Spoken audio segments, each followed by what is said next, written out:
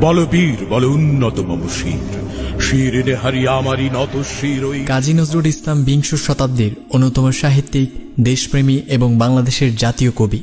পশ্চিমবঙ্গ ও বাংলাদেশ দুই বাংলাতেই তার কবিতা ও গান সমানভাবে সমাদৃত। কাজী নজরুল ইসলাম 1899 সালের 24শে মে ভারতের পশ্চিমবঙ্গের বর্ধমান জেলার আসানসোল মহকুমার চুরুলিয়া গ্রামে জন্মগ্রহণ করেন। তার পিতা কাজী ফকির আহমদ এবং মাতা জাহেদা খাতুন। তার বাবা ফকির আহমদ ছিলেন স্থানীয় মসজিদের ইমাম এবং মাজারের খাদেম। পিতার মৃত্যুর পর পারিবারিক দায়িত্ব পালনে কাজী নজরুল ইসলাম স্থানীয় এক মসজিদের মুয়াজ্জিন হিসেবেও কাজ শুরু করেন। কৈশোরে বিভিন্ন থিয়েটার দলের সাথে কাজ করতে যেয়ে তিনি কবিতা, নাটক এবং সাহিত্য সম্বন্ধে সম্যক জ্ঞান লাভ করেন। তার প্রাথমিক শিক্ষা শুরু হয় মক্তবের ধর্মীয় শিক্ষার মাধ্যমে। ছাত্রজীবনে তার প্রথম স্কুল ছিল রানীগঞ্জের সিয়ারসোল রাজ স্কুল। এছাড়াও তিনি মাতরুন ইংরেজি হাই স্কুল সহ ময়মনসিংহ জেলার ত্রিশালের দরিরামপুর স্কুলে পড়াশোনা করেন। 1917 সালের শেষ দিকে মাধ্যমিকের প্রি-টেস্ট পরীক্ষা না দিয়ে কাজী নজরুল ইসলাম সেনাবাহিনীতে সৈনিক হিসেবে যোগ দেন। সৈনিক থাকা অবস্থায় তিনি প্রথম বিশ্বযুদ্ধে অংশগ্রহণ করেন। এরপর ভারতীয় সেনাবাহিনীতে কিছুদিন কাজ করার পর তিনি সাংবাদিকতাকে পেশা হিসেবে বেছে নেন। নবযুগ নামক পত্রিকার মাধ্যমে তার সাংবাদিক জীবন শুরু হয়। তিনি ব্রিটিশ রাজের বিরুদ্ধে প্রত্যক্ষ সংগ্রামে অবতীর্ণ হন। প্রকাশ করেন বিদ্রোহী এবং ভাঙার গানের মতো কবিতা, ধূমকেতুর মতো সাময়িকী। জেলে বন্দী হওয়ার পর লিখেন রাজবন্ধীর জবানবন্দী। এইসব সাহিত্যকর্মে সাম্রাজ্যবাদের বিরোধিতা ছিল সুস্পষ্ট। তার কবিতায় বিদ্রোহী দৃষ্টিভঙ্গির কারণে তাকে বিদ্রোহী কবি নামে আখ্যায়িত করা হয়েছে। তার কবিতার মূল বিষয়বস্তু ছিল মানুষের উপর মানুষের অত্যাচার এবং সামাজিক অনাচার ও শোষণের বিরুদ্ধে সোচ্চার প্রতিবাদ।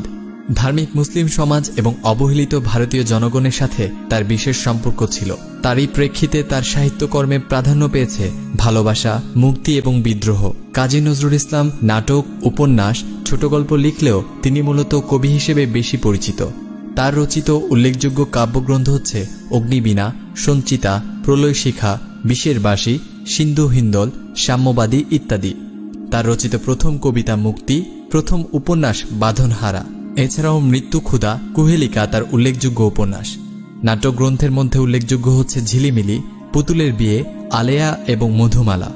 কাজী নজরুল ইসলামের প্রবন্ধ গ্রন্থের মধ্যে যুগবাণী, রাজবন্ধীর জবানবন্দী, দুর্দিনের যাত্রী উল্লেখযোগ্য। ব্যথার দান, রিক্তের বেদন, শিউলিমালা লেখকের উল্লেখযোগ্য গল্পগ্রন্থ। বাংলা কাব্যে তিনি ইসলামী সঙ্গীত তথা গজলের মাধ্যমে এক নতুন ধারার জন্ম দেন। এর পাশাপাশি তিনি অনেক উৎকৃষ্ট শ্যামা সঙ্গীত ও হিন্দু ভক্তিগীতিও রচনা করেন। নজরুল প্রায় 3000 গান রচনা এবং অধিকাংশে সুরারোপ করেছেন, যেগুলো এখন নজরুল সঙ্গীত বা নজরুল গীতি নামে পরিচিত ও জনপ্রিয়। মধ্য বয়সে তিনি পিক্স ডিজিজ নামক মস্তিষ্কের একটি নিউরন ঘটিত রোগে আক্রান্ত হন। এর ফলে আমৃত্যু তাকে সাহিত্যকর্ম থেকে বিচ্ছিন্ন থাকতে হয়। স্বাধীনতার পর জাতির জনক বঙ্গবন্ধু শেখ মুজিবুর রহমান 1972 সালের 24শে মে ভারত সরকারের অনুমতিক্রমে সপরিবারে বিদ্রোহী কবিকে বাংলাদেশে নিয়ে আসেন। 1976 সালের জানুয়ারি মাসে বাংলাদেশ সরকার কাজী নজরুল ইসলামকে বাংলাদেশের নাগরিকত্ব প্রদান করে। বাংলা সাহিত্য এবং সংস্কৃতিতে তার বিশেষ অবদানের স্বীকৃতিস্বরূপ 1945 সালে কলকাতা বিশ্ববিদ্যালয় কর্তৃক জগত্তারিণী স্বর্ণ পদক, 1974 সালে ঢাকা বিশ্ববিদ্যালয় কর্তৃক সম্মানসূচক ডিলিট উপাধি এবং 1976 সালের 21শে ফেব্রুয়ারিতে তাকে বাংলাদেশের সবচেয়ে সম্মানসূচক পদক 21শে পদকে ভূষিত করা হয়। এছাড়াও 1960 সালে ভারতের তৃতীয় সর্বোচ্চ বেসামরিক সম্মাননা পদ্মভূষণে ভূষিত করা হয়। 1976 সালের 29শে আগস্ট বঙ্গবন্ধু শেখ মুজিব মেডিকেল বিশ্ববিদ্যালয় তৎকালীন পিজি হাসপাতালে চিকিৎসাধীন অবস্থায় বিদ্রোহী কবি কাজী নজরুল ইসলাম শেষ নিঃশ্বাস ত্যাগ করেন। গানের মাধ্যমে ব্যক্ত তার শেষ ইচ্ছা অনুযায়ী ঢাকা বিশ্ববিদ্যালয়ের কেন্দ্রীয় জামে মসজিদের পাশে তাকে সমাহিত করা হয়। শিল্প সাহিত্যের নানান শাখায় আজও তিনি উন্নত মমশির। নিপীড়িতের শোষণ বঞ্চনা থেকে মুক্তি কিংবা প্রেম ও মানবতার বাণীতে আজও তিনি সমুজ্জ্বল। তার জন্ম ও মৃত্যু বার্ষিকী বিশেষ মর্যাদার সঙ্গে উভয় বাংলাতে প্রতি বছর উদযাপন করা হয়। গাহি সাম্যের গান, মানুষের চেয়ে বড় কিছু নাই, নহে কিছু মহিয়ান।